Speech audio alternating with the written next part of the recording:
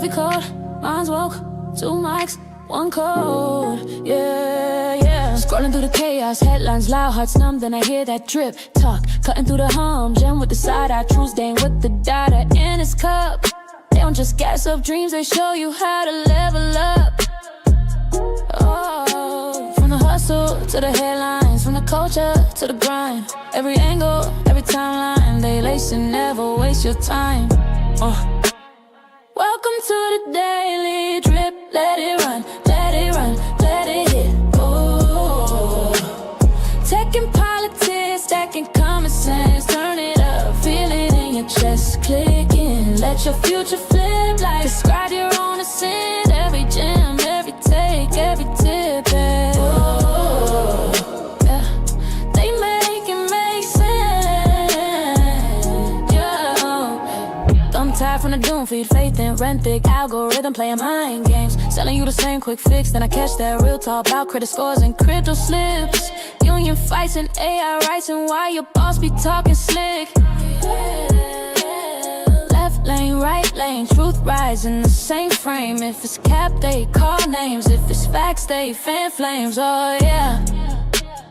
Welcome to the daily drip. Let it run, let it run, let it run, let it hit. Tech and politics, stacking common sense. Turn it up, feel it in your chest. Click in, let your future flip like subscribe to your own ascent. Every gem, every take, every tip. Yeah, they make it make sense. Yeah. From your side gig to your 9 to 5, from the group chat to the bottom line. There's a late night guide through the glitch and grind. If you listen close, you gon' change your life. Change your life. Welcome to the daily drip. Let it run, let it run, let it run, let it hit. Hey, tech and politics, stacking common sense. Turn it up, feel it in your chest. Dig in, let your future flip like subscribe to your own ascent. Every gem, every take, every tip. Our daily drip, they make it make sense.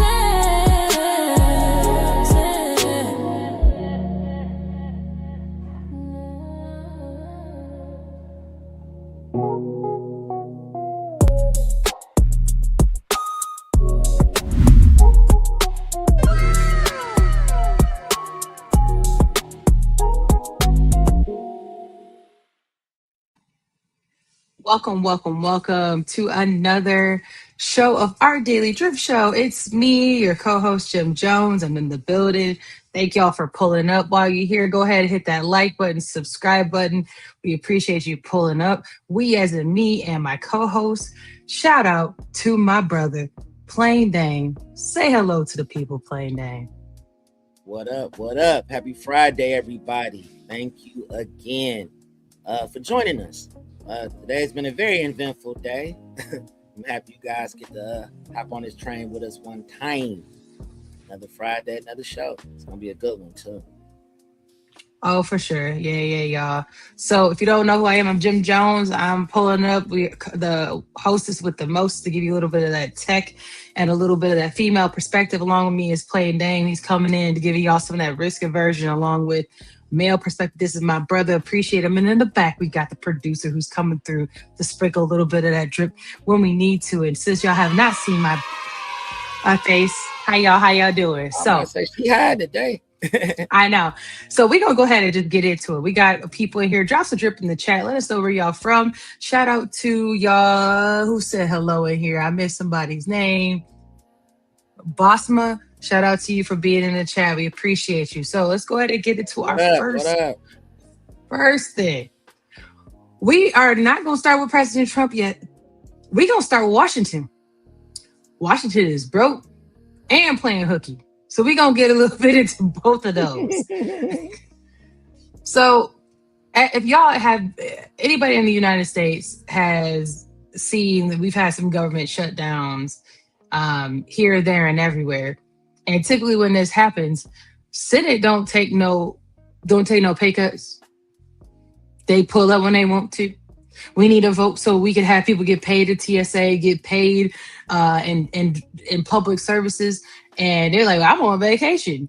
You know who ain't gonna be on vacation if you ain't getting paid? So apparently, Senate is vote to withhold their own pay in future shutdowns. Drop some drip in the comments. Let us know if y'all agree with this. I hate that this did that, but drop some drip in the comments. Let us know if y'all agree with this. Do you think this is past due? Do you think that this is helpful? Or do you think that this is just a charade? Because midterms are coming up and everybody wants to be the good person. I don't want to say the good guy because that might get you in a little bit of trouble, but let's hear what they got to say about this. Passed a measure to withhold their own pay during future government shutdowns. All in favor, say aye. Aye. All opposed, say no. The ayes appear to have it. The resolution passed by voice vote and would block senators from getting paid whenever a shutdown affects one or more agencies. But like federal employees, they would get back pay once the government reopens. That's fair. Sponsor, Republican Senator John Kennedy, says the measure is about, as he put it, putting our money where our mouth is. Set to take effect after the midterms and does not apply to members of the House. Drop a drip in the comments. Do y'all think that this is warranted? Also, if you ain't hit that like button, go ahead and do that. But y'all think this is warranted? They made it for after the midterms. Strategic. That doesn't mean that doesn't impact how you feel about the midterms. Plain name, what you think about that? Shit, long overdue. I mean, if you don't work, you don't eat. That's the way I look at it. Why not? Why not? I mean, got work to do. It's too much going on for folks to be on some, we gonna shut it down and all. No, yeah. No.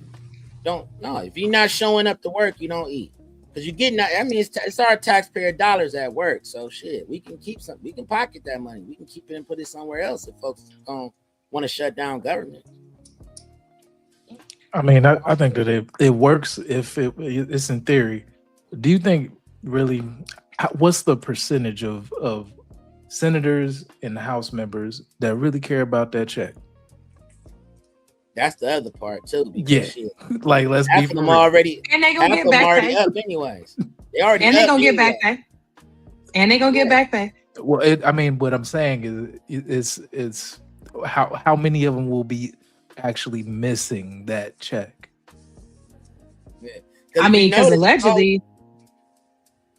Well, the new House members, if you're new and you're coming in, right, you're going to be missing that check because now you just got here. I just got this money versus somebody who's been had that money and actually getting other money. Yeah, our typical friend across the aisle that's already sitting on 40 million, he not tripping. He got that pack money. You're like, y'all can pack it up. I got pack money. I got pack it. money. You got golf money. You got free meals that you know when you go back home anyway. Yeah, speaking engagements, speaking fees. Come on now. And I can go have my prostate checked at the cost of nothing. I can do what I want to do. Y'all voted me here. I'm here.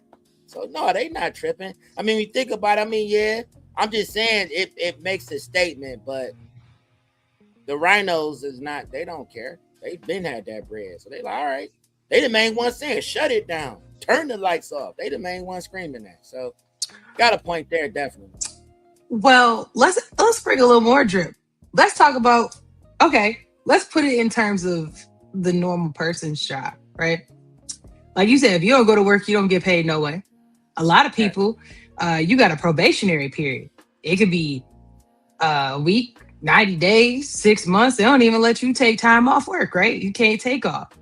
If you don't go to work, or if you get paid commission, my people who get paid on commissions and tips, y'all, I know y'all ain't got no sympathy for this, but let's go ahead and talk a little bit more about Congress is calling off work entirely. If you or I called out and off of work as much as they did, we might be living in a cardboard box, but they have the ultimate quiet quitting setup. So let me tell you about it. Let's go ahead. Let's get to it so y'all can see just a little bit what I'm talking about. Members of Congress have been missing in action. 57-year-old New Jersey Republican Tom Kane Jr. hasn't voted since March 5th because of what his office has called a personal medical issue. They also said he'd return to a full schedule and be at 100% in the near future. It's a personal thing, and obviously I told him that we're praying for him and we need him to get back as soon as he can. Can you run for re-election? Of course he can.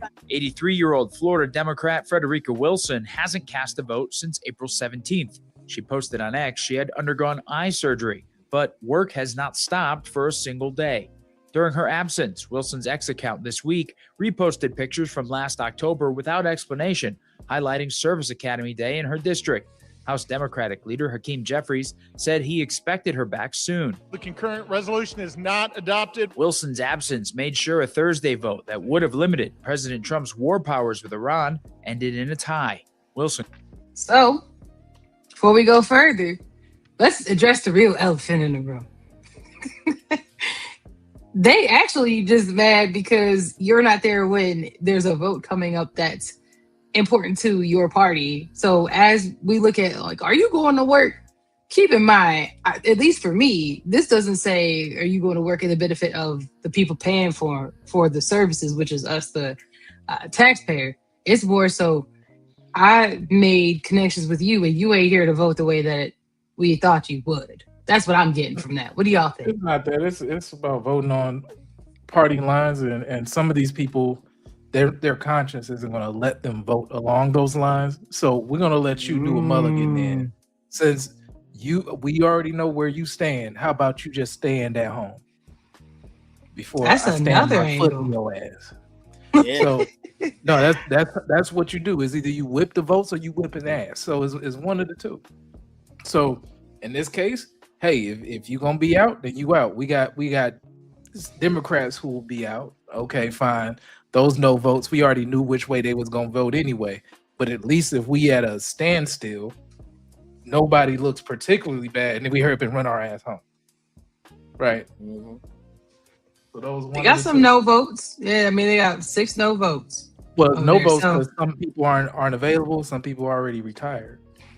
Right. So that's where you at for some of those. No, then that goes back to, like, you shouldn't be. You should, if you're not gonna be there for extended period, you don't have a job, just like anybody else's job. Are you on FMLA? Like, what's going on? If they got had paperwork? if they had one of those no votes for the nay, but it's just knowing how this math is working out. That's all that I'm getting at. I get it. My thing is, if we go to work and somebody getting a performance plan, I don't get to just be like, dang, Jimmy, my homie. I don't want to be there when they serve Jimmy that plan. They're gonna be like, you finna be in this room, we serve Jimmy this plan. Because your job is to be there, we serve him that plan. We're about to put that ass on a pip. And then we got we about to contact the people from your from your district and tell them, hey, prepare the others to vote for somebody new in, because this bastard don't want to come to work. What I really think is that people. I hear what you're saying, though. People getting tired of the theater. So, like his heroically, right, when they vote to withhold their own pay in future shutdowns, like, it's only during the closure and only after years where, rank and file workers got wrecked while Congress was still getting paid. The base salary alone is $174K, and the benefits stay untouched. Like you said, you still get to go check out your ingrown toenail or your your local STD or whatever, and it get paid for. So it's not a real pay cut. And the last big shutdown was estimated to be like a multi-billion-dollar drag on a GDP, because what was shut down? Travel was shut down, security measures, our law enforcement, and our defense. All that stuff was being furloughed during that time, and it never got fully made whole. So that's some bullshit. So Congress missing days, right? Let's track how often they're actually in session versus how often your job demands that you show up. Number one, calling off, like Jim Jones said. Days mean less time fixing the systems that they keep on breaking. That's immigration, that's budgets, that's healthcare. While their salary and perks keep compounding. And the bottom line of this is, if you ran your job like Congress runs theirs, your ass will be fired. Not promoted, and definitely not promoted to committee chair. Straight bull. And hell, and you got people that's showing up to work every day and not doing shit in Congress. So you got people showing up drunk too. That's what I'm saying. Showing up drunk, allegedly. We talking about people that go to work. We're not talking about Congress in general. We talking about people okay. I thought all right, just making sure. No, I'm just saying it's people just across the board. They showing up to work and not doing the damn thing. Be it Congress, a school teacher, wherever. It's a CEO running a company into the ground right now. I mean, just a bunch of shit going on. And all of that should be under a microscope. You being out of work is one thing, but being out of work should wake up to what your record looked like as a whole, how you've been voting, what you've been doing, what improvements have you made to your district. All of that should go under a microscope, in my opinion. A lot of the loudest people in Congress be having the worst damn districts. We won't, and this is such a, and then you go back to their district and they barely got a city hall standing. Congress for decades at that point. Decades, and half the homes is boarded up in their district. Like, come on, dog. The people that like them, right? Or know them. That's it. Essentially. That's it. You know the name. It. I ain't gotta say nothing. We gotta not be as lazy about this. That's all that I'm saying. That's it. And that's the bottom line. Yeah. And then if they don't stand on what they say they're gonna do, then you know what to do after that. Right. Both things. Yeah, actually, it's a good story time. I attended a lunch like a couple days ago, and it was like a brunch that they put on for women at a place for women. And I happened to just walk by one of the. It's not the sous chef is the main chef, right? But the other people who are they prep chefs and head servers. Chef is a head chef, a sous chef. The sous chef is the prep. Is assistant pimp. Okay, so it wasn't either. You got the assistant pimp, the one that be his bitch is. That's the assistant pimp. So it was neither one of them, but it was like the server. So they were listening to the two of them, and then like the server person who was listening had to actually do the putting out and serving people and stuff like that. So I walked by after I heard them talking to him. Man, he smelled like dirty booze, baby. And I'm like, he came to work like this? Now, at first, I was like, I don't know if I want to eat, right? Because that food slapped. But the food was good. But it made me think about, I wasn't even thinking about like how you are describing this in the workplace, how many people are battling whatever and going to work. Now, to be a public servant, to me, is different than he's serving at a brunch at the job. Well, you know how I many just want to make people sure I'm very drunk and on that grill was throwing down? Okay. It was great. My uncle was drunken on that grill, and I loved it. And he poured the beer on the ribs. Everybody drunk. Listen. No, that doesn't mean to burn off. I'm just teasing. I'd have been so damn drunk on that grill my damn self, and everybody loved the food. I'm not gonna lie to you. I cook better when I got some haul in me. Not so much these days, but yeah. Like them food trucks y'all be going to, man, everybody in there high. But it's just allegedly, like you said. Allegedly. So all I'm saying is that it's interesting when you're holding people to a certain bar, right? If you're a public servant, we definitely think more of you. I just want to throw that out there because you get handpicked, essentially tapped. Hey, I think you'd be a good job representing me. Homie who was out there serving, they ain't asked me what I thought about him. They just hired him for the job. I want to make sure that we have a very clear delineation between the two. And I think many times as we talk about workplace struggles, sometimes we're judged, in my opinion, the opposite way. Like you get a performance plan and you went through a panel of a couple people who liked you. Meanwhile, we ain't putting Congress on no performance plan. And a whole lot of people back them. money included. I said we start putting pips. Start putting them on a pip. The pip is voting. Okay, that's what a pip is. That ain't no pip. That's get out of here. That ain't even that. like, that's that ain't no pip. that's That's what a just pip go. is.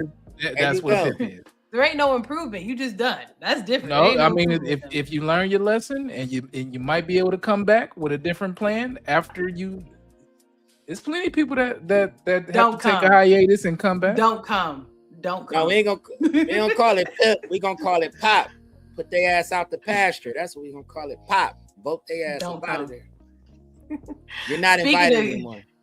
Speaking of not being invited anymore, that's a perfect segue. Because listen, Congress is skipping so much, they might as well just leave the country because funny enough, a lot of people are actually doing that right now. So we talking about booting people out of here. People are removing themselves. So let's talk about that. We talk a lot about immigration and essentially forcing folks out, but we really don't talk about how many people are voluntarily, as citizens, leaving themselves. So let's hear about it.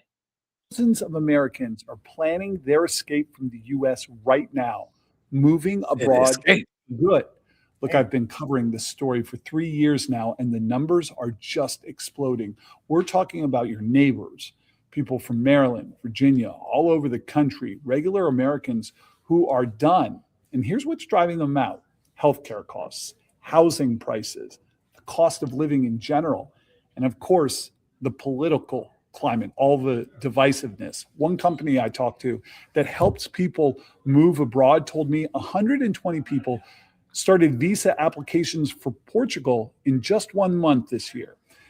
So before they continue, I also watched and read a few of the things about how it's counted. So we as America do not count people who technically leave. How we get that number of who has moved are the other countries that accept Americans. So I just want to be clear on how we get that number, how that's calculated. It's, if they pulling up to, I don't know, wherever, Australia's like, hey, we got, 100,000 that pulled up to Australia in this year. So that would count as people who moved from America to Australia because they have to say, I came from here, I'm going there. So that's how they get that number. So as a permanent citizen or as a visitor? As someone who has considered themselves moved.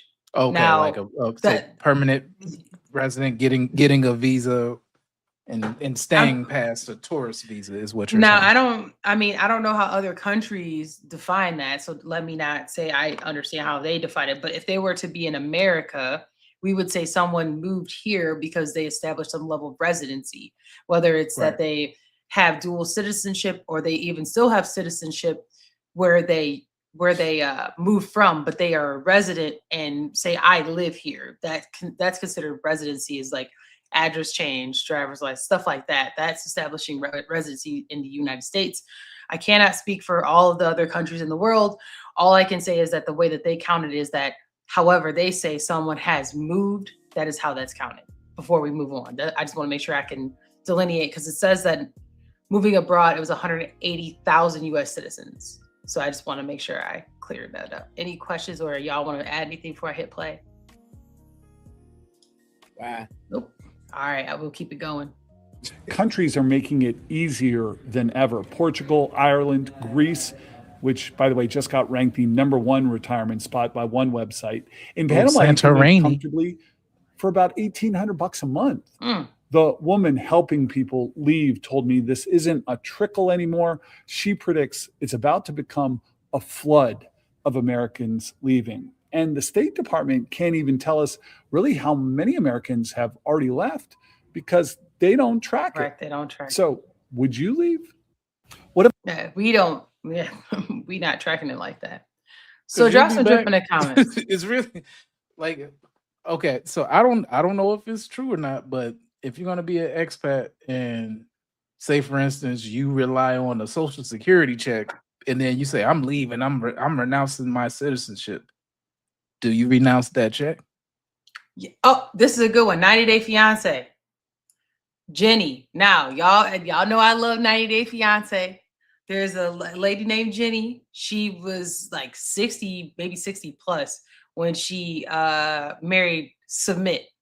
Submit is his name. Okay, so In you're talking about India. the Indian couple. Okay, Yes, so and yeah, she moved to 'cause I don't India know to be names. with him, which is a whole other thing because he older than her mama baby. So she moved over there to India, and she said that her Social Security benefits were cut because she moved over there. Because you are establishing being a resident and citizen over there. So she would have to just use like her 401k or pension, stuff like that. But Social Security was limited because she is no longer in the US, was what she reported. Which to me makes sense because you're not supplying back to the tax base. And again, like now you're completely siphoning money from what we got going on. And we got some new people coming in. Hit that like and subscribe for us. Go ahead. Now, according to what I do see, technically they can continue receiving their benefits abroad, but non-citizens face restrictions. So I don't know what her situation is. It could also be maybe where she moved or maybe her spouse situation. But it does say that citizens who meet eligibility requirements, such as having enough work credits and meeting age or disability criteria, will get their benefits. Is what is quoted by U.S. News. I don't know what her situation is, but she was boohooing on 90 Day Fiance. Y'all go look that up. My money. Yeah, but Americans are moving abroad, right? So you got 6-figure numbers and Americans that are bailing every year. And to call out the stat right here is 180,000 plus, right? And that ties it to the cost of living mostly, but a lot of people just like politically fatigued. So, for some, this is the only way that their skills in the US and income actually feel like a money game. So what we talk about before, when we talk about tech, moving to quote unquote lower cost regions, right? But that might be an asset if you move to one of those regions and you're an American, right? Now you a unicorn in the game because you over there, right? Yeah, he said $1,800 a month. And we talked about our last live stream. We talked about China. Remember, we talked about how that guy was saying, "Hey, I moved to China. I used to teach, and then I got a job out there for my skill set." So at first, we were kind of being like, this is like kind of propaganda. No, I don't agree with it. Yeah, it is propaganda because it's brain drain. So that's what it's called. But from a money angle, if your passport buys you a 50% discount on life somewhere else, staying put is a financial choice, not a patriotic one. Is really what people are getting at here. It's I, me, mine. Give me mine. The law of the land is slowly eroding away, and I think the fabric of patriotism is really moving somewhere else, maybe where we don't intend. And it be the same people that'll be calling me in less than 6 months talking about, we're making our way back.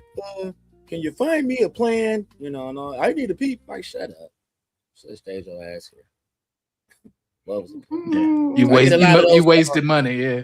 Yeah, you just a waste of time. Like, I set up this great plan for you, and then you dipped, and now you like, yeah, we're coming back. We weren't happy. Bahrain just didn't agree with us. We're coming back. I'm like, okay, we'll bring your ass back. Is that your expat voice right there?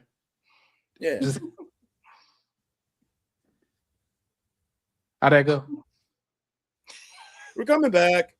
Bahrain didn't agree with us. We're coming back. I'm like, well, come on back. Shit.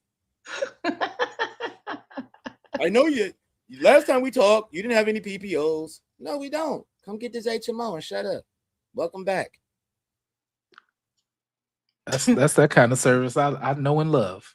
I know, right? So, so as we talk about people leaving, and we talk about people working, there's been research that say the more you care about work, the more it can burn you out. High performers at work are quietly exhausted. This is important because if you are exhausted, you're like, you know what? My solve is leaving the country. You're not alone, because Apparently, there's a connection between high engagement and high stress. The more dedicated you are to your job, the more it impacts your well-being. 50% of US and Canadian workers experienced significant stress the day they were surveyed. It's the highest rate of any region in the world. Also, they felt lonely, sadness at work, employee engagement at 31%. So people are engaged higher than the rest of the world, but they're super stressed. They care about their work and feel they don't have slack, and no one genuinely checking on them, and caring becomes its own kind of exhaustion. So what do y'all think? I think all of these things we talked about contribute to how people are just getting fed up, I guess you could say, with everything. And do y'all agree that the more you care, the more it'll burn you out?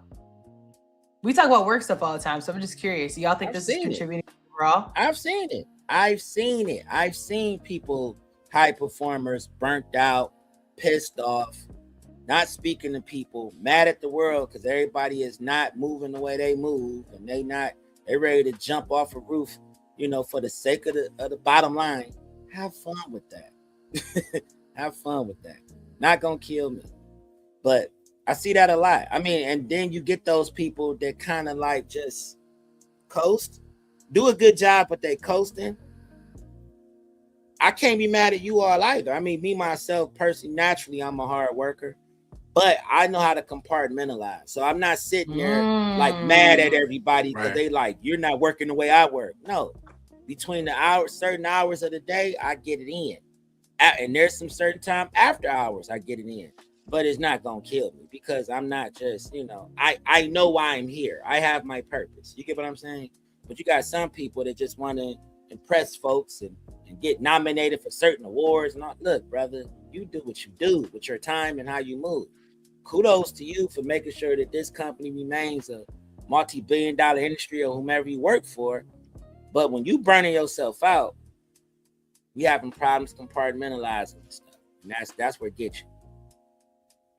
So whether you're, since we in this professional space, you're in leadership of some sort, you got middle managers, supervisors, right? That's the lower rung. Then you got your senior managers and division people, directors, you can call them. Then you start getting into VPs and then the masters of the universe who are in the C-suite. Right. All of that, where Damon's talking about is compartmentalization, because you can't control everybody and everything. Once you start understanding that, and you can say, okay, I give this slice to me, which is my health, my sanity, my ability to control things that I can control, you'll be a much happier person. And then you're able to zoom back out and then understand, okay, when the right person comes along and you see somebody to actually give a damn, you pour into that person. When the right opportunity comes along where the project needs you and everybody's willing and ready and able, then you can jump in when it is time. But sometimes in some work cultures, they're just not built like that, where they want somebody to call out the issue before it happened. Everybody just want to be like, yeah, we're gonna slap five, we're gonna high five, we about to crash, but let's just not talk about that part. Let's just talk about what we put in the game. Right. We talking about the game, not practice. A game. Right. Or you got the one person acting like the damn dung beetle that's just carrying the turd for the whole company on his shoulders, and it's like, right. And then that person end up in the hospital with strokes and shit like that, unfortunately. Right? Be the first to go. Be the first to get replaced. And people like, well, such and such died. All right, well, who we bringing in? Like, so whether you are in, I mean, that's, I know, but it is callous like the that. game.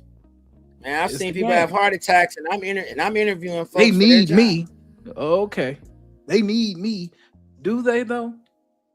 Because the same job that you've been trying to, make sure that works. Guess what? if you didn't come in that day, it's gonna work or it's not gonna work, but the company's still gonna be there. Either way, whether you and your cheap ass was putting the process together through bale, hay, gum, and whatever MacGyver style stuff you was doing. After you leave, they went and bought that tool that actually helped everybody automate whatever was going on in the first place. Or you done burned yourself out. You say, I quit. Guess what? They got 3 people now doing the same job that you was doing with your one job. Now they went and split it out into 3 people that you said that you needed after you was gone. There you go. Protect your energy.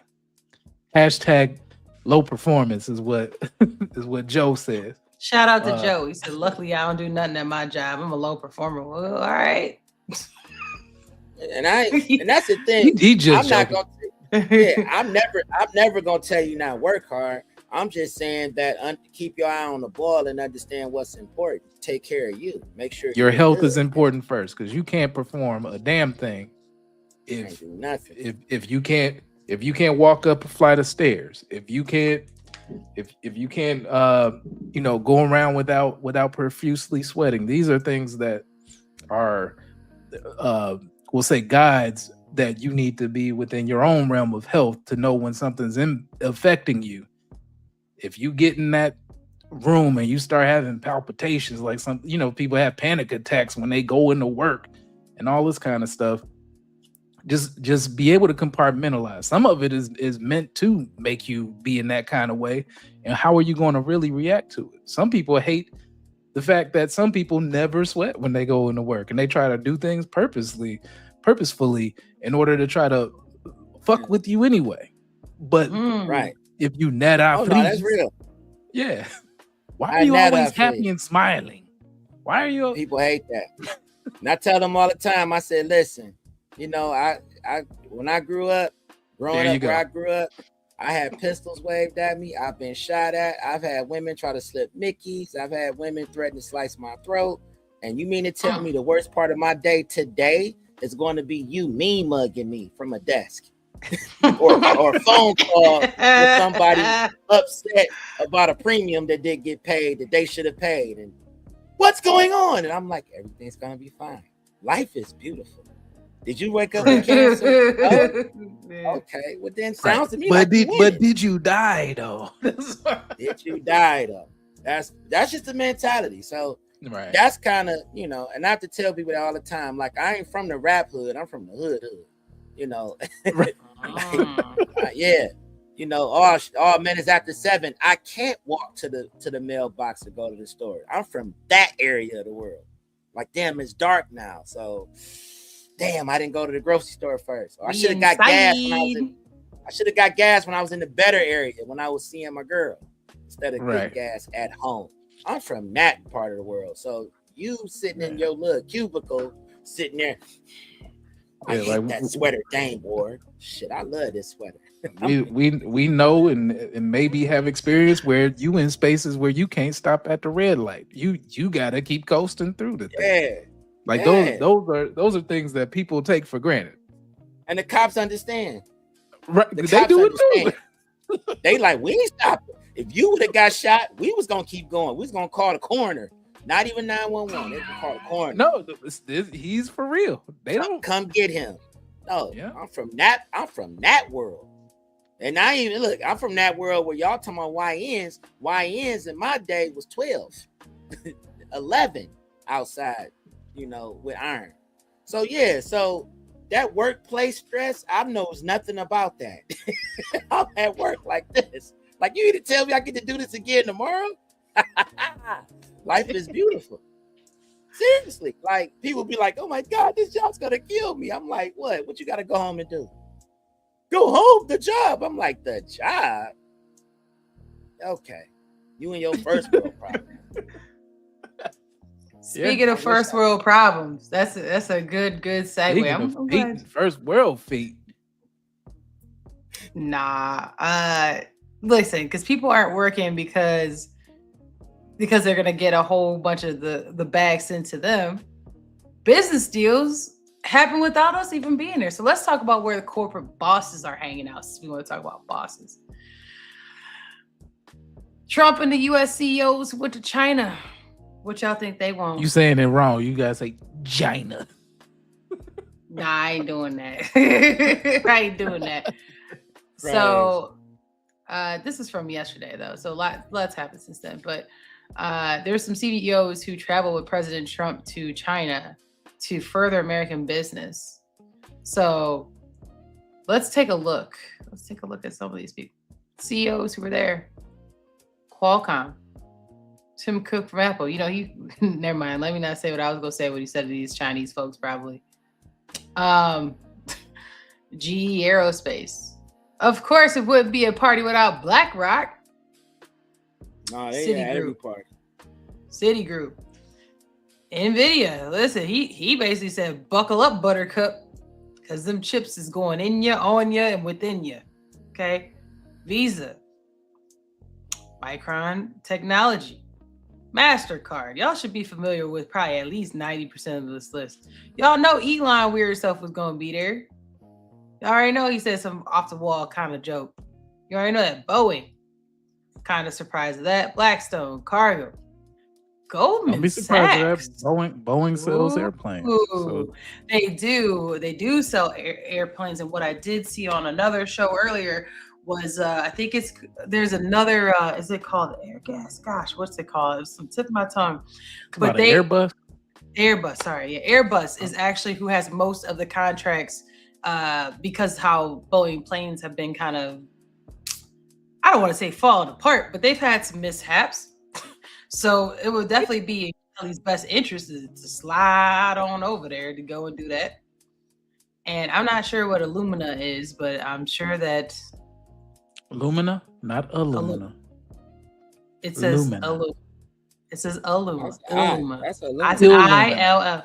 Yes, Illumina. Right. Like illumination, like Illumina. So I'm assuming it's something to do with power. We used to drive those. Chevy Lumina. We used to drive those. So President Trump said that Xi Jinping said that he agreed to buy more soybeans from the U.S. farmers that have been hurt by the China retaliatory decision to halt purchases. Now, of this list, y'all see anything about some damn soybeans? Y'all see anything? Like, that's what we came out of there with that? Wow. Like, that has got nothing to do with these heavy hitters right here, y'all. Drop some drip. What y'all think? I think it's interesting that we all running around, Congress talking about what all they gonna take time to look. If you ain't getting paid, baby, I'm not getting paid. President Trump, you getting on that plane to China? I'm getting on that plane to China, because everybody has their own best interest in mind. Look at this list. What all do they own? What all stocks are within that? What all businesses are rolled up into them? It's a bigger picture here to be seen. Potentially. I wasn't in the room. That's a whole lot of money on. Are they all on one plane? Tell me they wasn't on one plane. You got all these mother snakes on this mother plane. Hey, shit look like the guest list for the Titanic. You see what I'm saying? Like, there's a whole lot of names on here. I know y'all ain't get on the same plane. Y'all wild for that. But right. Well, damn, y'all all rode the same plane. That's crazy.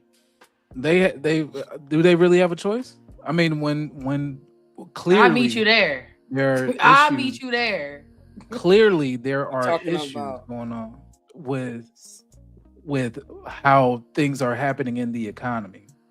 There needs to be some sort of synergy, is what corporate speak people use, in order for us to make sure that that things are staying on the up and up, especially when it comes to GPUs, because you're trying to sell GPUs to China. They don't even want them.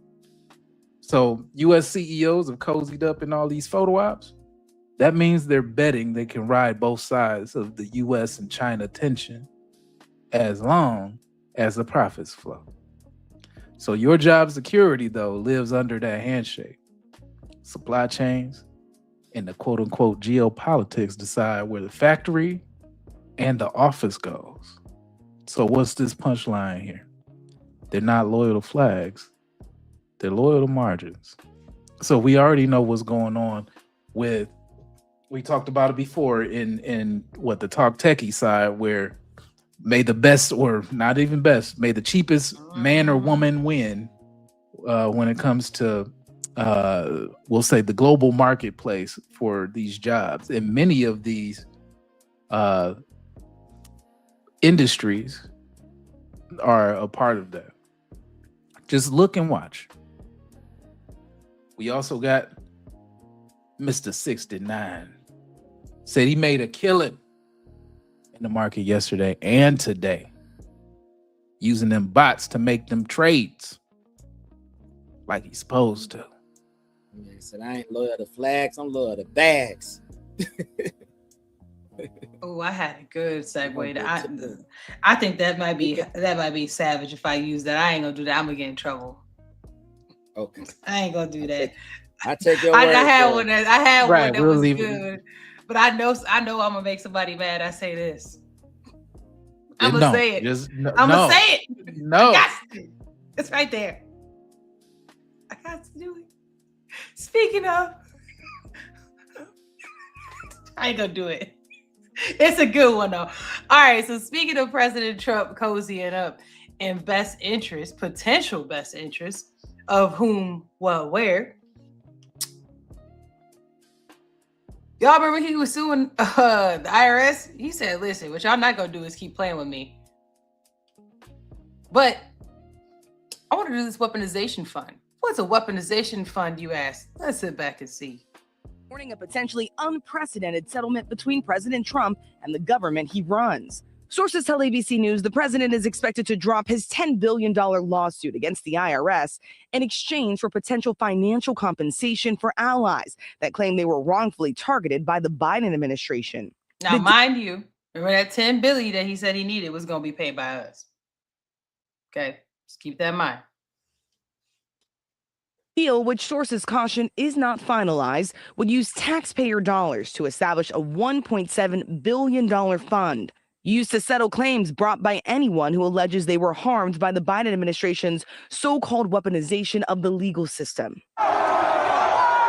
Sources say one group that would be eligible to tap into that are the nearly 1,600 people charged after the January 6th attack on the Capitol. This comes as President Trump is suing the Treasury Department and the IRS for $10 billion in damages over the leak of his tax returns during his first term in office.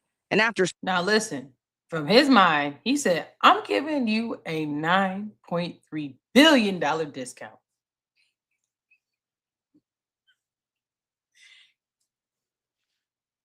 That's $9 billion too goddamn much. I'm not down for this. I'm being sarcastic. 9.3. Yeah, he saw like, because he's like, look, it's only 1.7 billion. I was suing you for 10.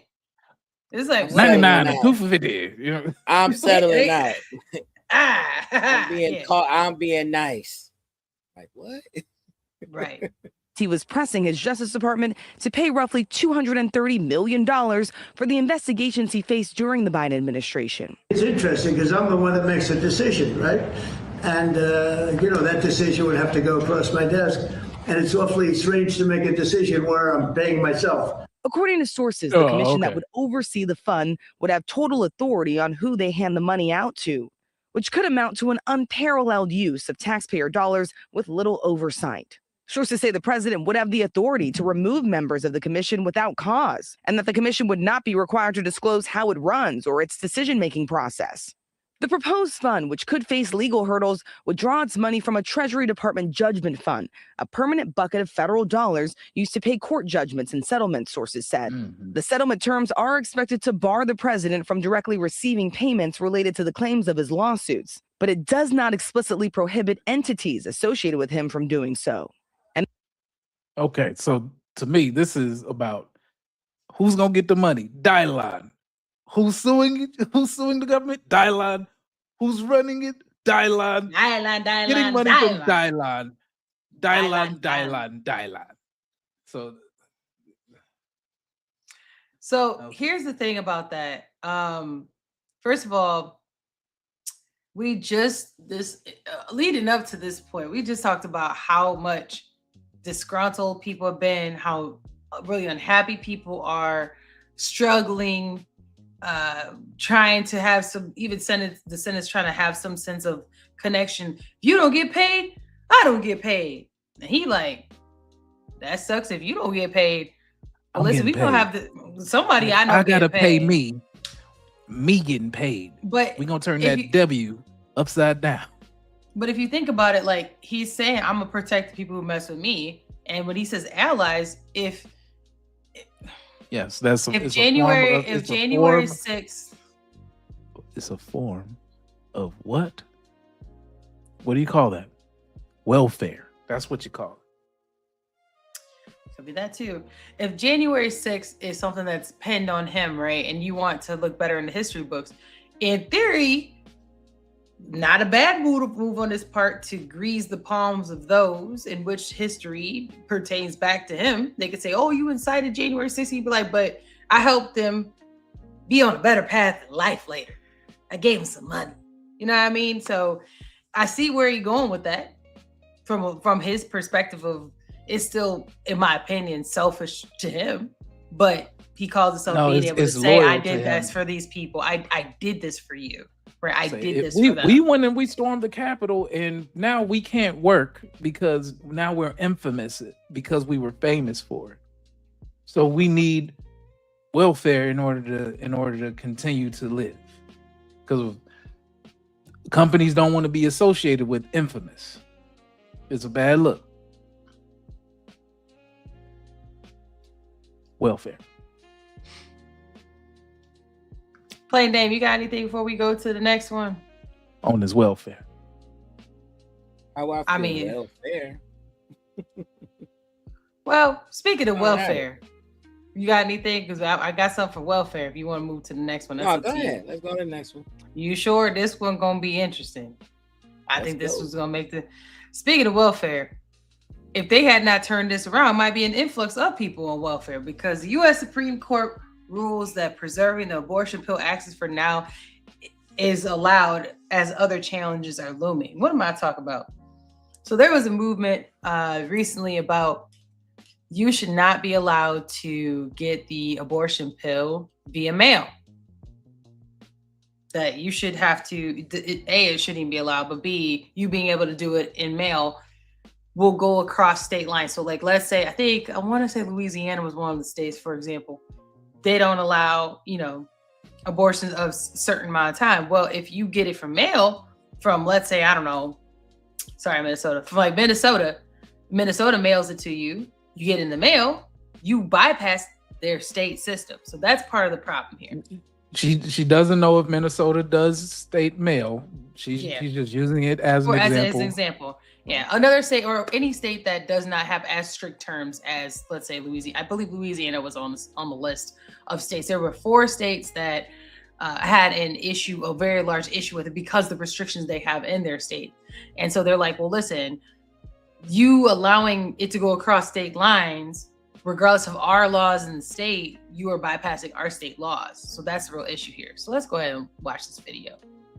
And then we got a few other things. Extended a pause on a ruling that narrowed access to the abortion pill nationwide. Justice Samuel Alito kept the matter on hold until May 14th, meaning mifepristone can still be prescribed via telemedicine and sent by mail, at least for now. The justices are reviewing a request from 2 drug makers to lift a lower court ruling that would roll back those options. A New Orleans-based court of appeals had stepped in on May 1st, reinstating an older rule requiring an in-person visit before the pill can be dispensed.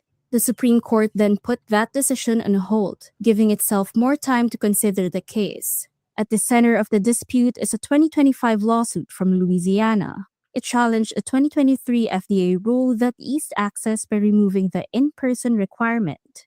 Medication abortion accounts for about 2/3 of terminations in the U.S., meaning any change to how it's prescribed could have nationwide impact. The case returns abortion access to the top court, just a few years after its 2022 decision overturning the landmark Roe v. Wade precedent. That ruling triggered near total bans in 13 states, with several So why are we bringing this up, y'all? Why are we bringing this up? Now, I think this video is a trolling video, but things like this is what people see on the internet. This is what people see on the internet, right? And this enrages folks because this right here, I ain't gonna play too much into this, but this lady wanted a boy and she did not get a boy. And allegedly, she took some pills right there at the reveal because it was a girl. And so when people see content like this, right? I'm going to take it. Content like this is what makes them upset about, like, hey, you made it so easy for them she to did have it access. while on the dang on. At the reveal. Wow. Wow. I'm gonna cut the audio because it definitely said "F my baby daddy," essentially. Now, like I said, this could be trolling. Yeah. It could be trolling. I think it might be trolling. And I the would reason hope why, so, but why even do it? You know, like. Well, the reason why I say it might be trolling is because I want to show y'all what the difference. So people be like, "Oh, they get like a pill and it just works." This lady's gonna actually tell you how it works. So this is why I think it's trolling, and I just want to educate people too a little bit that I think that people like to push people's buttons. Because also keep in mind, miscarriages are 1 in 4 pregnancies. So women, regardless of this, have a chance of basically having a terminated pregnancy involuntary on top of that. So a lot of triggering that can happen, but let's hear what she's talking about. A lot of people might not know the difference between the abortion pill and the Plan B pill. So we jumped on Planned Parenthood's website to help with the details. They're both called emergency contraception, but Plan B and other morning after pills prevents pregnancy, while the abortion pill, mifepristone, terminates an existing pregnancy. Morning after pills actually prevent ovulation or fertilization if used within 5 days of intercourse. So let me break that down a bit. Plan B, that's when people have already done it. They know they ain't take all the precautions. They take this pill, boom. The pill is supposed to basically kind of like lubricate. So shed the lining after the club has been shot up. They take all the curtains down and make sure that none of the kids is allowed to roam inside of the club. The music is shut down. It's kind of like the Titanic, right? Like how like Titanic was going down and like falling off. It's like kind of like that. Like it's to allow that to actually occur versus the pill is built the Titanic. It's gonna work. Whereas the pill is like, imagine that was happening, but then a whole hurricane came and just took the whole boat and everything and just tossed it. So that'd be more like the abortion pill. This is not happening. Getting breath. The tiny ship was tossed. Wow. So I'm gonna let her continue this, and then I'm gonna break down why I think that video was capped too.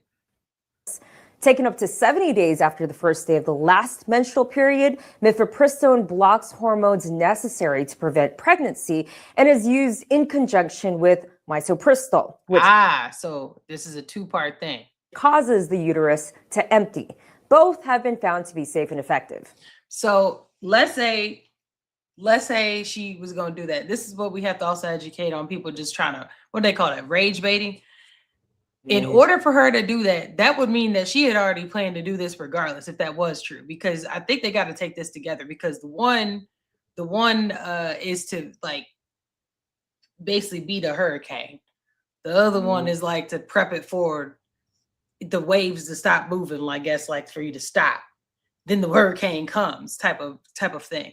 If she did not stop everything from happening, why would she just take that second part? So we got to also keep this in mind. A, please, please, please stop making stupid content like that, because there's, like I said, 1 in 4 women already have miscarriages.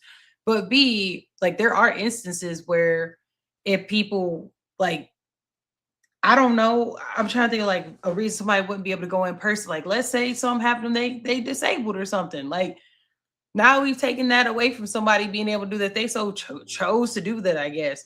All because we see on the internet, you over here acting a fool. I literally acting a fool. And this is what people think about. So people have their reasons, but having a reason like doing something like that on the internet is just egregious.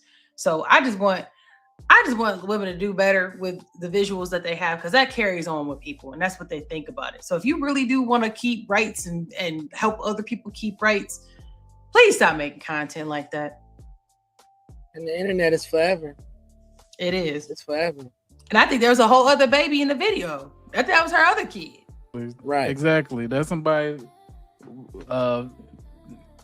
fictitious little sister that you done just did that to with the older sister right in view. So Right. Like what are you teaching? Wow, Yeah, give me my damn gift back too. Give me my damn gift back if I went to that baby shower. I want my damn gift back. Imagine being on the Supreme Court and you see this video and you get to rule on this. Like, this is the impact of this. Even bringing it back to a political or news or social level, they see this.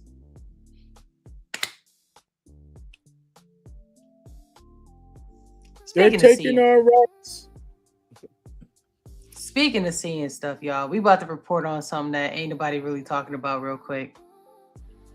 Disney Cruise arrested for a massive corn operation. Y'all hear about that? 28 arrested. I believe 26 were cruise workers. Yeah. They came and scooped them up. Operation ICE was pulling up. Tinkerbell. Yeah, there you go. 26 suspected crew members from Philippines, Portugal, Indonesia. Like, we talking of said possession, transportation, distribution, and viewing of it. Wild. So it's a whole ring. Is really it's a whole ring that ain't nobody really even talking about with it, which is wild. So I'm gonna go to the video. Nobody's really talking about this. Nobody wants to talk about it. So let's hear. Got us a nice little. Disney cruise ship employees were arrested by Customs and Border Protection agents in connection with a child sexual exploitation materials investigations.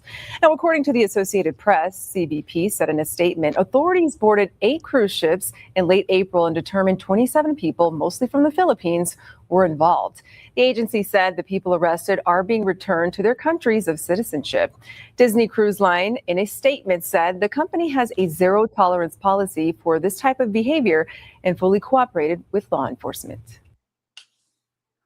You get caught, you on your own. I never knew you. Nobody talk about this though. Ain't that weird? Very. And we talk about we're pretty hard on ICE too. Like, I would say as a group, like we're pretty hard on ICE because the way they approach people and so forth. I ain't hearing nothing reckless about this.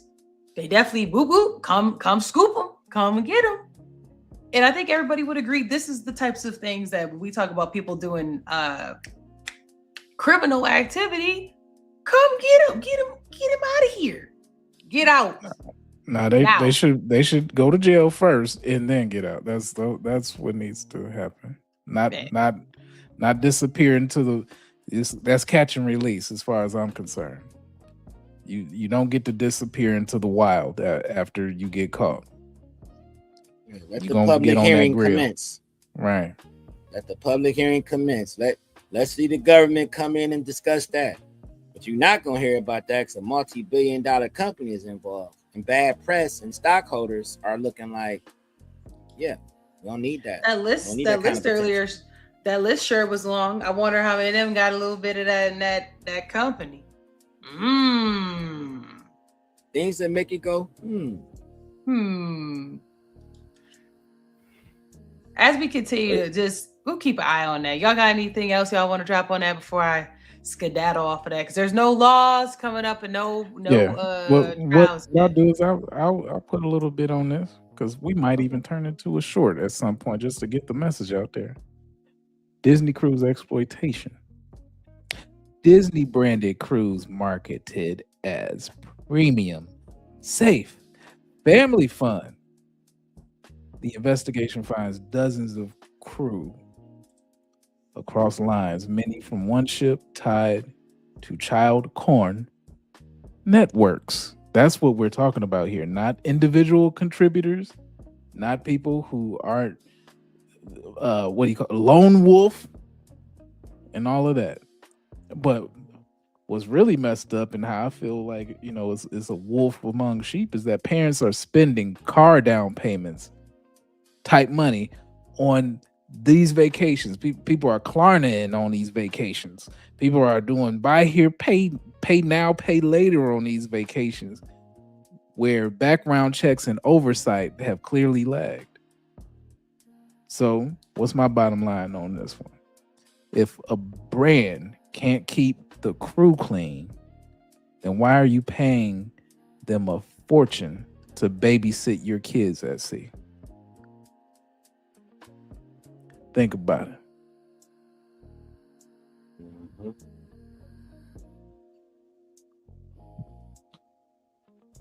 I want to see how much it costs.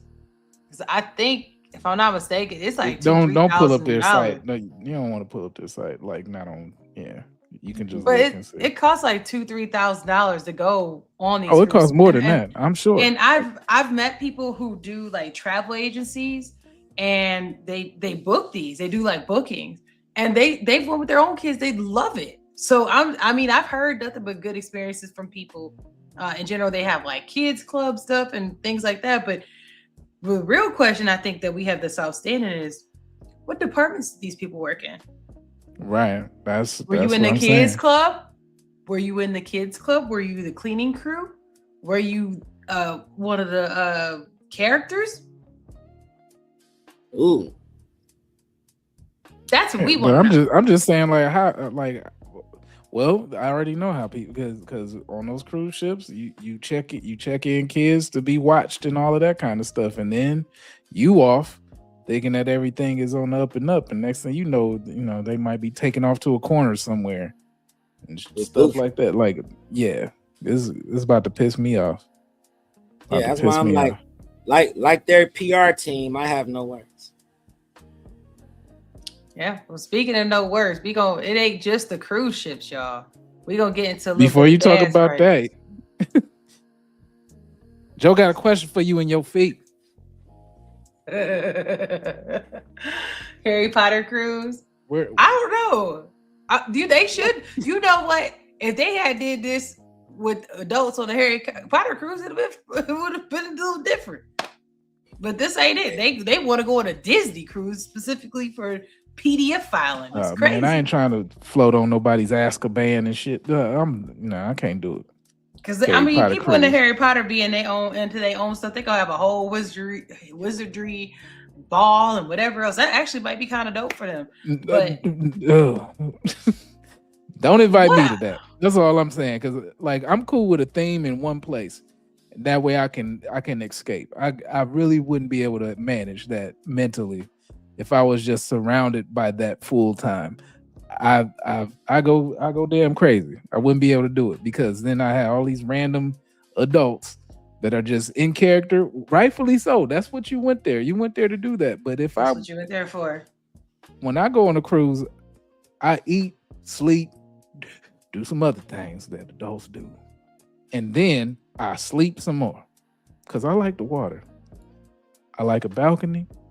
I like the wind blowing. And if I hear other people going, whatever the hell else is going on, that probably sound like Star Wars more so than, someone doing a Oedipus Rexcum or whatever the hell.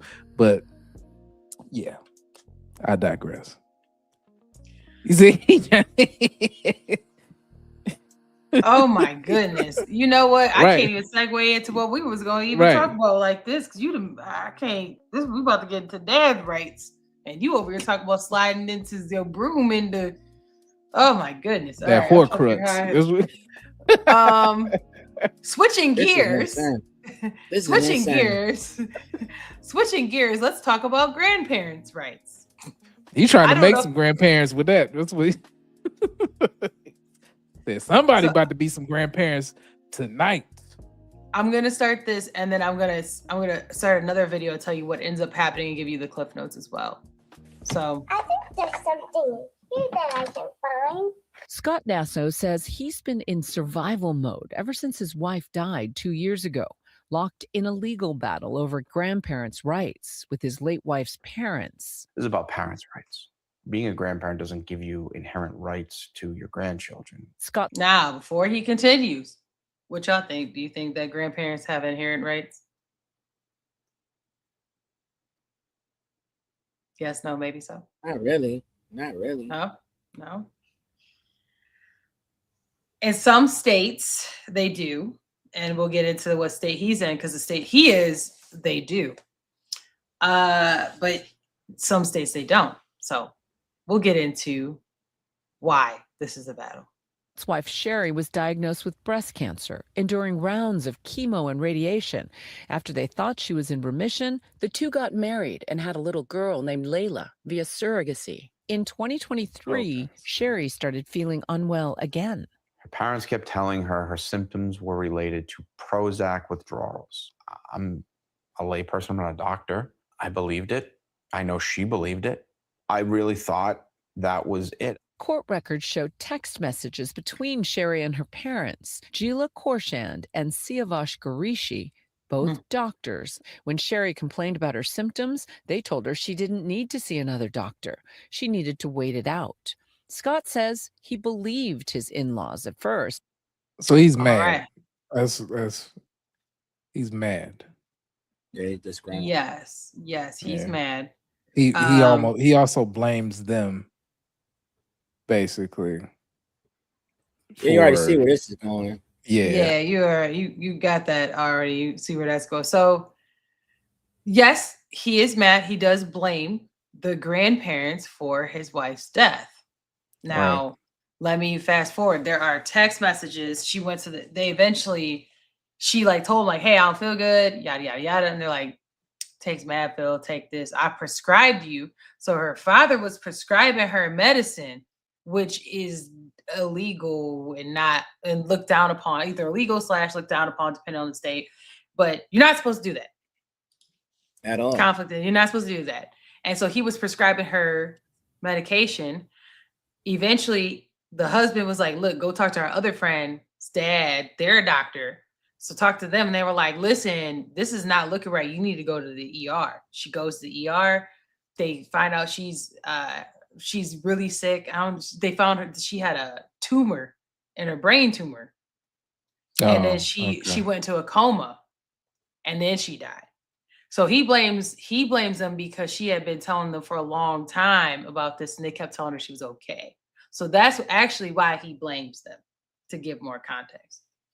Now, even though he blames them, that does not stop the law from lying.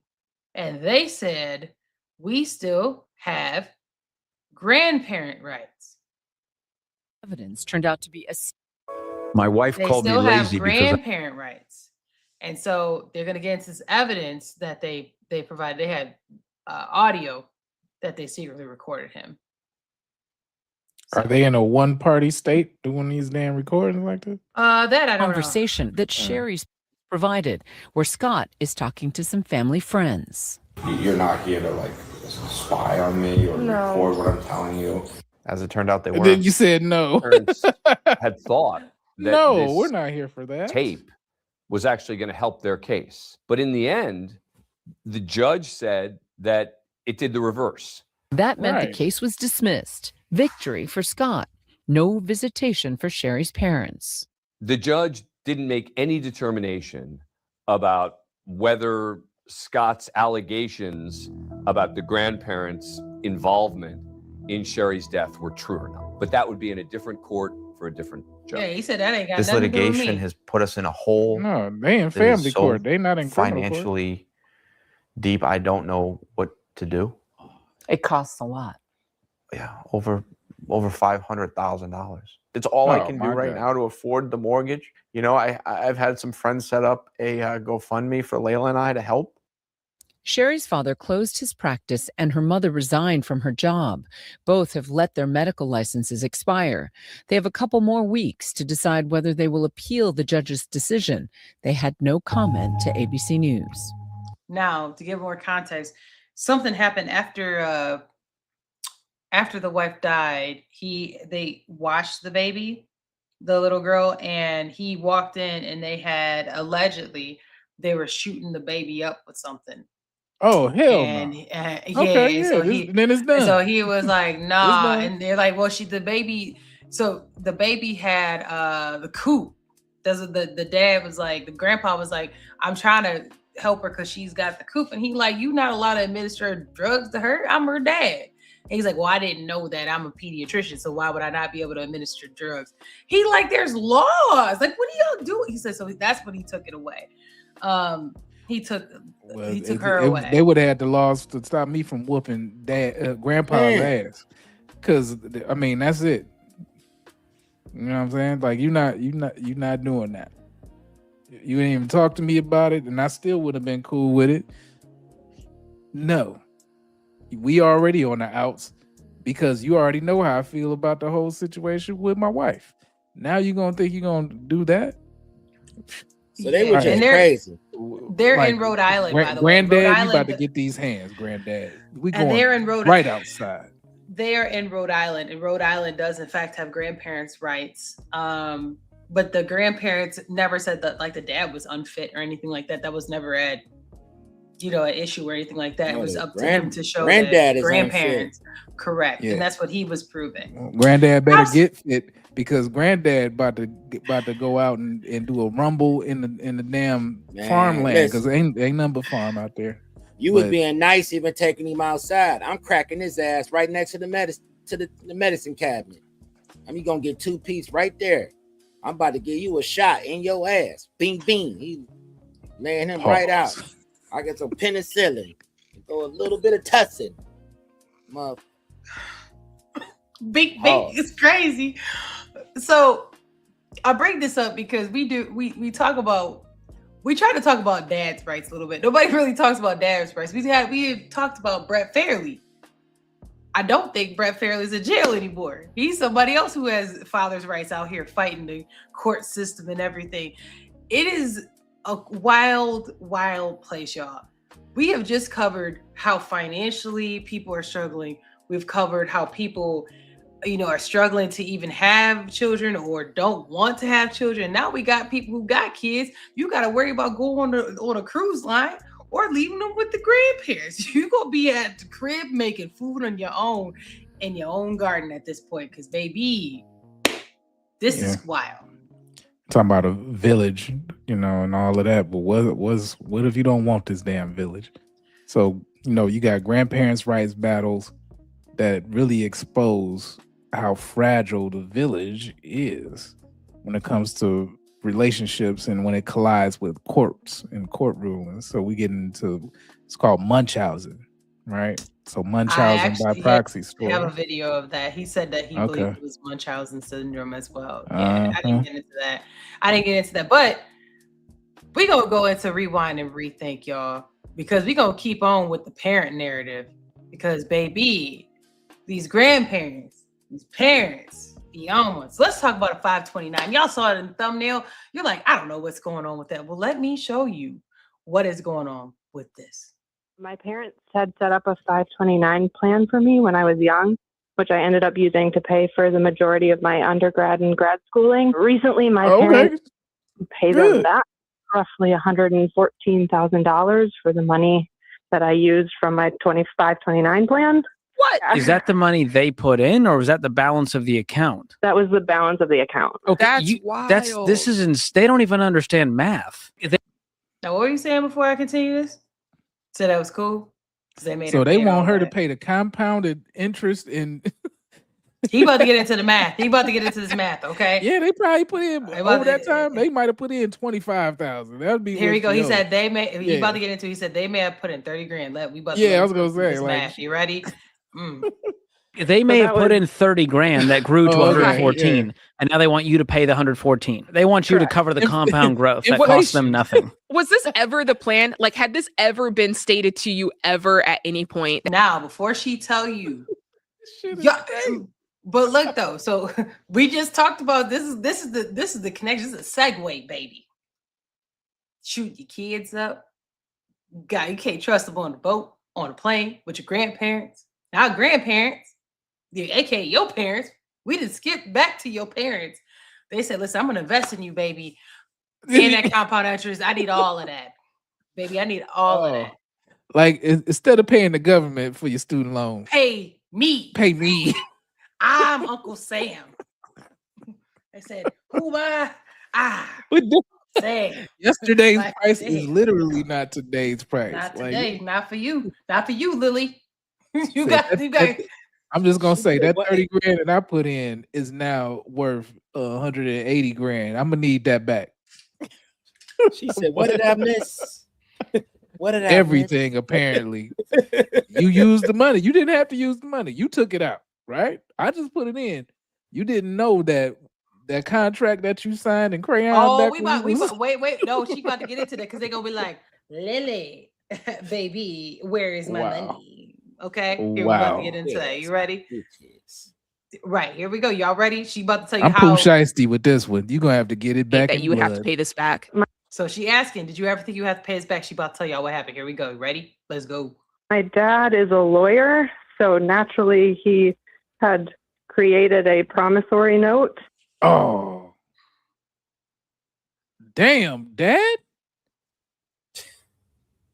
These boomers crazy as hell. I don't care nobody. Damn.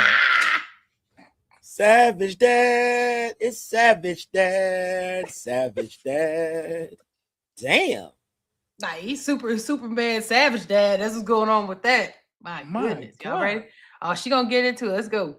And you They had me signed it? sign it before. Yeah, before I was. I Okay, went to have you school. read this note now as an adult? Yes. And I what does the have. fine print say? I promised to pay my parents all sums paid to me for my secondary education. When I was signing it, I kind of understood it more as like my requirement. You know to what? Be able Let to him receive let him help from take my you to parents. court. I think this would be a hilarious Yeah. way to end the relationship with his daughter. What a way to go. Yeah. Like, are you not his daughter for real? Are you adopted? Are you part of like some, is your daddy the milkman and he want his money back? He dated. He said, "That's not my baby though. That's not my baby though." I wonder if he told her, Santa Claus didn't exist when she was 2 years old or something. Like, by the way, them gifts that I bought, I need all that back too. That's not the promissory note. That's the credit. You've been on a credit card this whole time. Yeah, you got that right. You look like your damn mama. I'm gonna need all that back. He wanted a son.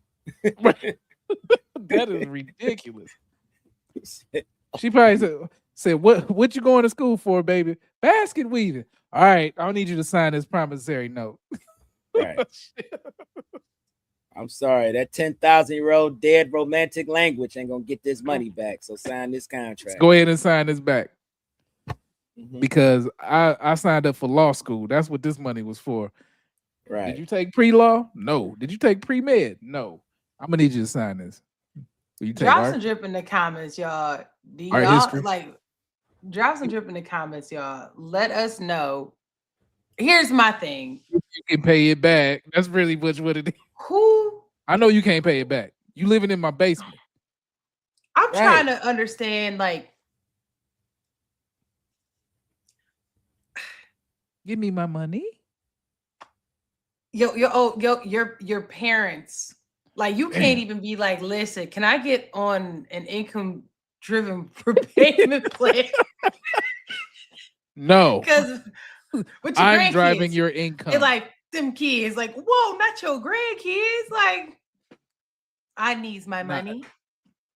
They need to eat a meal at home anyway. Top Raymond. I don't give a fuck if you love me. I don't give a fuck if you like me. You gonna sign this contract, baby. Yeah, but I mean, talking about the 529 though. Yeah, so like, the owner controls the 529. Nothing in the rules says that the kid owes the money back. No, you turn that's in why the- he had her sign that promissory note. He said, but Right. You do. He said, but you do. turning that into a tax advantage gift into like a personal loan flips the script from I've invested in you to you owe me for existing. Give me more money. If your parents want to return, that's not a scholarship. It's a family-run loan shark. He said, "Yeah, baby. Yeah, baby. I love you so much. I love you. I believe in you. I believe in you. I know you're gonna pay me back. I know you're gonna pay me back." This is a good one. Yeah, she on Sally Mae and Daddy Mae. She do. My goodness. Yeah, listen, this one's a diabolical one. I think this one takes the cake because, I mean, you think like you go through all of this and we talk about people who give their children all the advantages because that that they can, and I've worked hard, so or the family put a trust together for education, and then you turn around and you do this. Like it's like the evil lurks, going on with this one. My goodness. Damn. I mean, and it's crazy because you got to worry about that, and then we about to get into this, y'all. We about to go to actions have aftermath. I know. Who can you trust, y'all? You can't trust your family. You can't trust the Disney cruise ships. So can you trust your email and AI? What y'all think? Let's talk about it. Let's talk about it. You're going to follow these instructions and fix it right. It doesn't take long. Big shout out to Ivanka for sharing this information. Now, guys, apparently Google is allowing AI to be able to scan all your emails, all the documents that's attached to these emails, everything you sent or received in your account can be scanned by AI. But we're going to do what we need to do to rectify that. Let's go do it right now. All right, you're going to want to go to this little gear right here. Click on that. Then go to see all settings. Then scroll down until you get to turn on smart features in Gmail. Now, before he continues to go down this, let me tell you the dangers of some of this and why it's actions have aftermath. A lot of people are like, your action is this. I want things to be easier for me. Convenience. Convenience. But guess what? It comes with the price. Yes, it comes with the price. Your price it used to be an evolution. We're going to have a whole show on this, but the evolution of the convenience used to be, I get you in a place to market to you. Then it was data. Now they just stealing your whole stilo at this point. It's literally going in and saying, I'm going to take everything I know about you. It's scanning your pictures, your documents. If you made a book, baby, it's got the book. It's got everything that's in there. Scanning your life. It's scanning your life, and it can very well make a replica of it if it so wanted to, or to suggest something similar to someone else. If you'd like to know more about how that works, come check me out at Talk Techie to Me. But in the meantime, for all of y'all, please follow this. He's going to show you how to reduce your exposure to having things taken from you without you really knowing. So that is the point of sharing this with y'all, to give y'all a little bit of this drip. So once again, this is for the thing Gmail. Is that in a minute you're gonna sign the terms and conditions anyway. That's gonna allow for them to do this stuff without you knowing anyway, whether you use the service or not. You're on the platform. So only thing that you can do is move to a different platform that states that it's not going to do said thing. Whether it's Proton Mail or whatever else. But for now, y'all got Gmail, so go ahead and turn this off. Right there. What you're going to want to do is click that so it's off, and they'll say turn off and reload. Click on that. It reloads your email. We're almost done. You're going to go back to that gear. Click on that gear. See all settings. And then you're going to scroll back down. Another one you want to says Google Workspace Smart Features. Yup. You're going to click on Manage Workspace Smart Feature Settings and then unclick both of these. Hit save. Hope this helps. Make sure you send this out to everyone you know. We do not want to gatekeep this type of information. We got to make. Yeah. So that's me also. We over here making sure we don't gatekeep as well. There's a lot of people who are unaware, and maybe you don't care, and that's okay too. But don't say our daily drip show didn't tell you about it. Joe's going back to CompuServe. Wow. Too bad they got rid of AOL.com, huh? I still got my AOL account.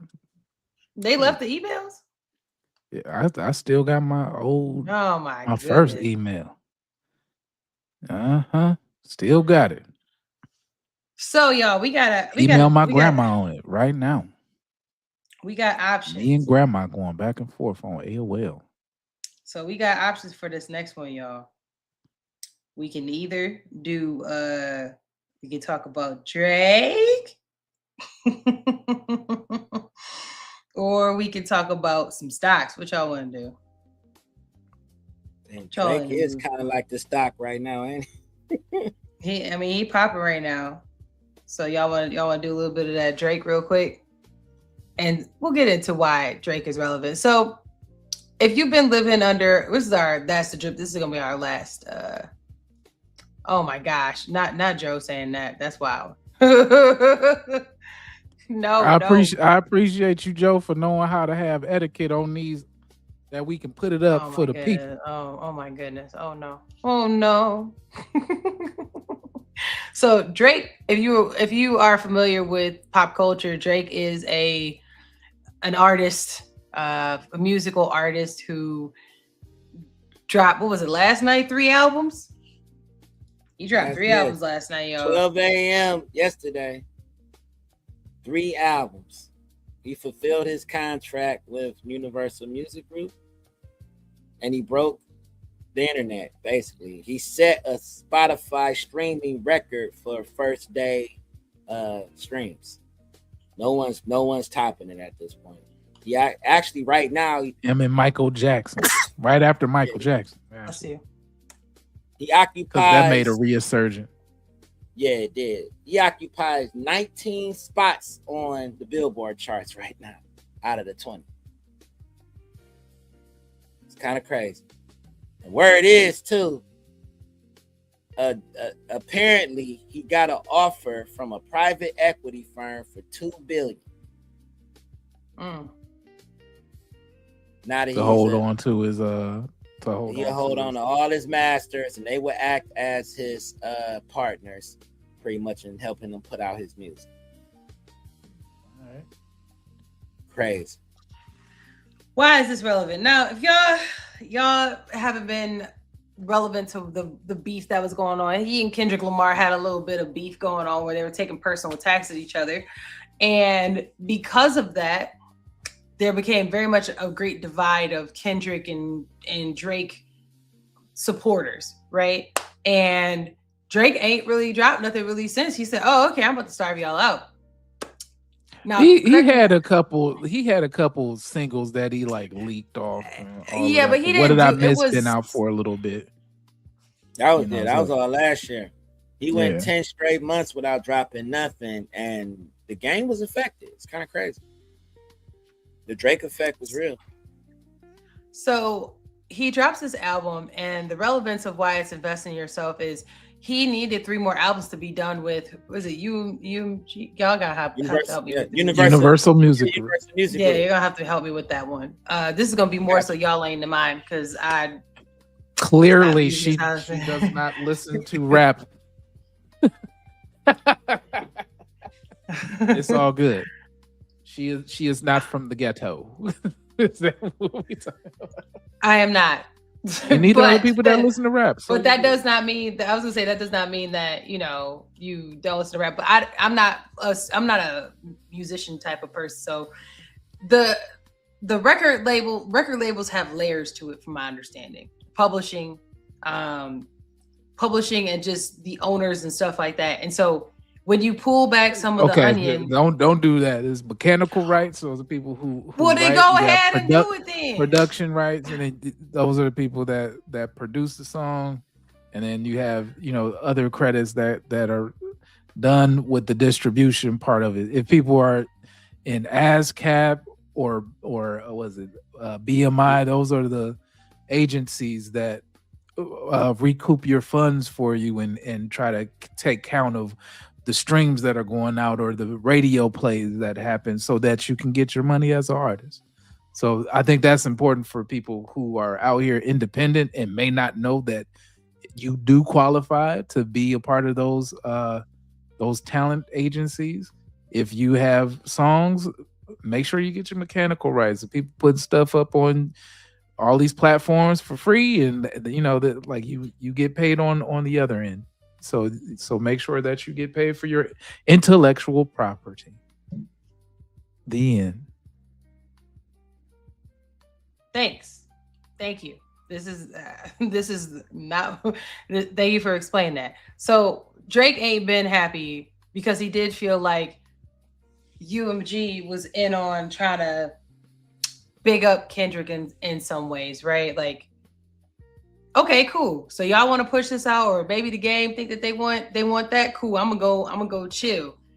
Well, there's some potential financial impact to someone as large as Drake by choosing that, because unless those other artists are going to pick it up, which I mean, I think obviously, like Taylor Swift is someone we were talking about that would be someone who was making money on that. And Taylor Swift is huge, like, don't get me wrong, but Taylor Swift about to go ahead and get married and start her whole family thing. So with the money they was making on that, it's about to be limited, y'all.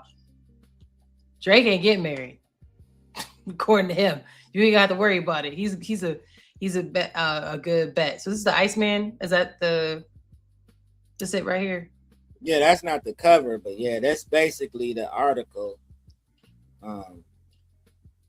Okay, but bottom line is this: they counted that man out.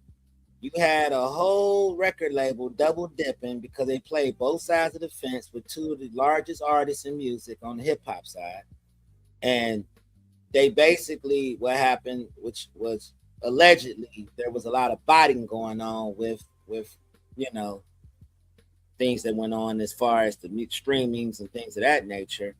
And that article you have up right there, Universal apparently was in trouble. So they actually sold off a lot of their shares. And Bill Ackman came in and put a bid in on $64 billion to $6.4 billion. Depends on what article you're reading and what you're looking at.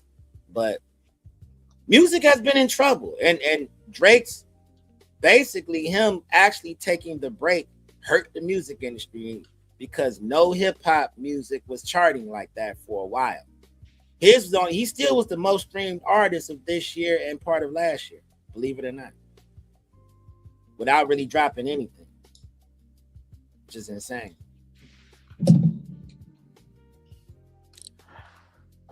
So what's going to happen is, hold on. Joe asked about the workout playlist. Hit us up on the email, and I'll make sure I send you the link for it. So he's talking about what, Bandcamp, and how do you like it? Bandcamp need to break the damn internet. If you fat and you listen to Bandcamp, I guarantee you in 6 months. And I'm not a fitness person to tell you this, but I'm just saying it works. And be preaching to you.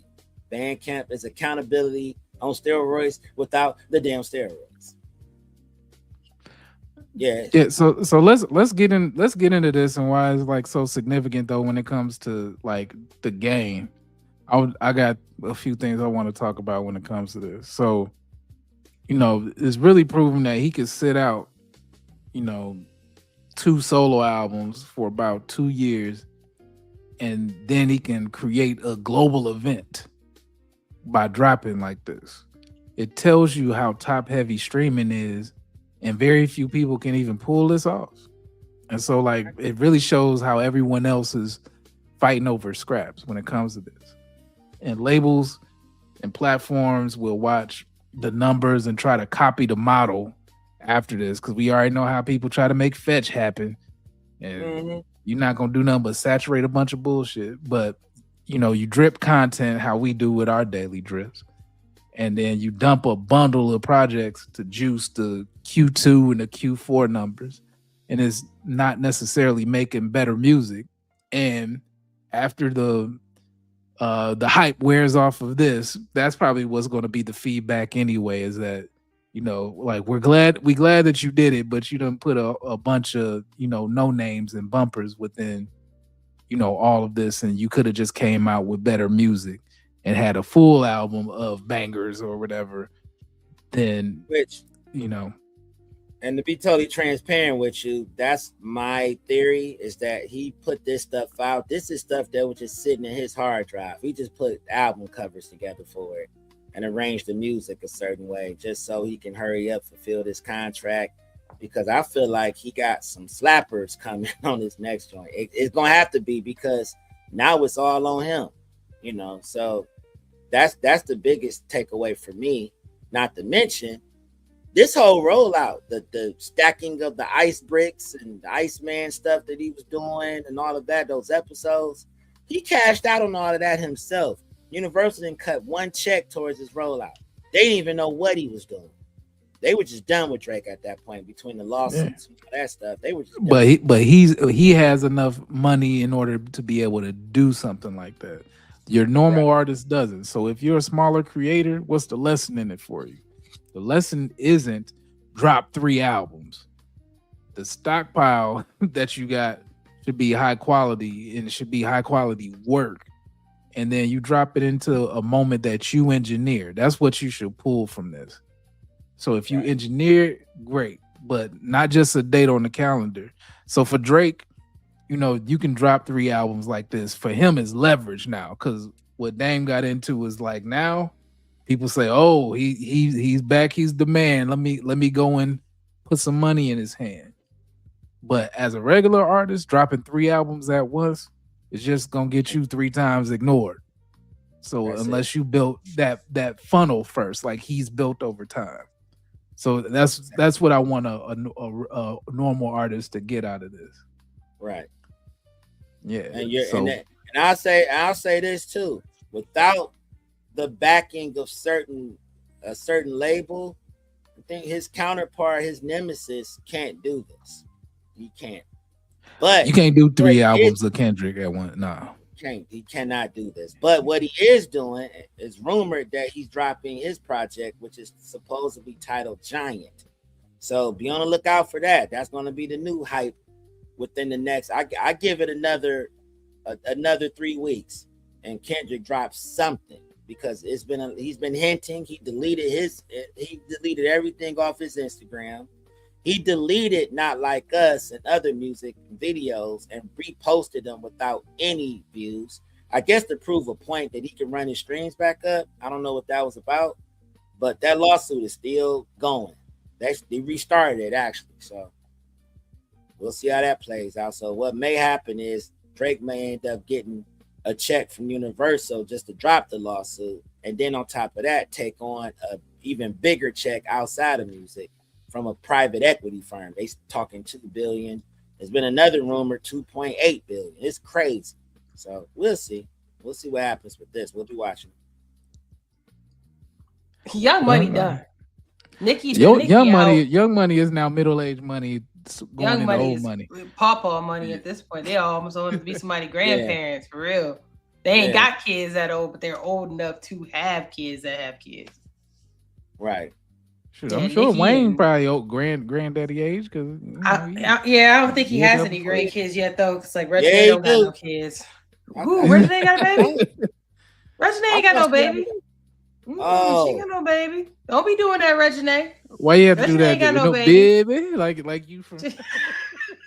She ain't got no baby. What? You got some crawfish over there somewhere? She ain't got no baby. Shout out to New Orleans, man. That's a great place. I need to go funny. back.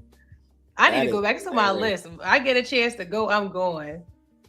One of my friends is in New Orleans right now. I hope she's having a good time.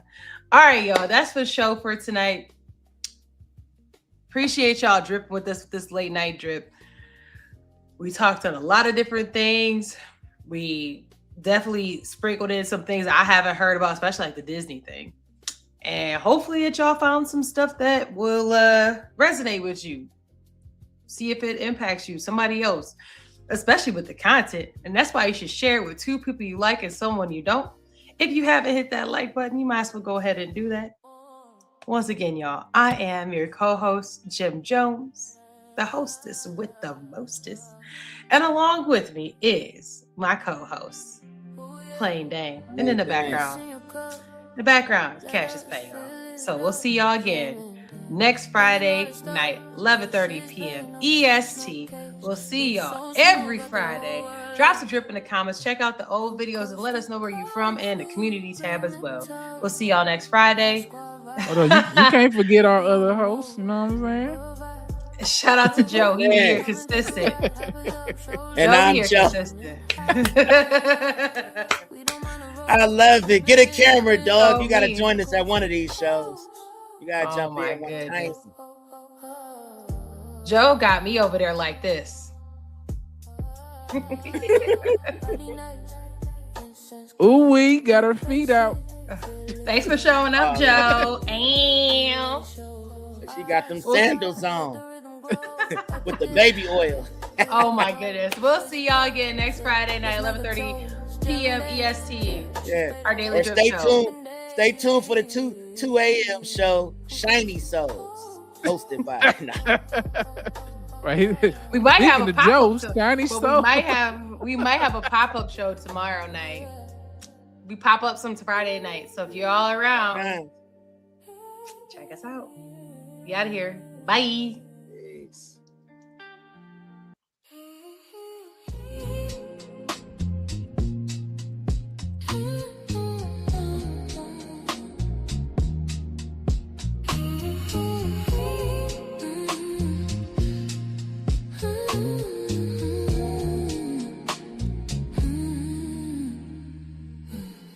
City lights, close shadows dance. Jim and Dame got the vibe, got the stance. Cash is paid, bring the bass, make it last. Drip, drop, drip, drop, smooth as glass. Late night, whispers in the air.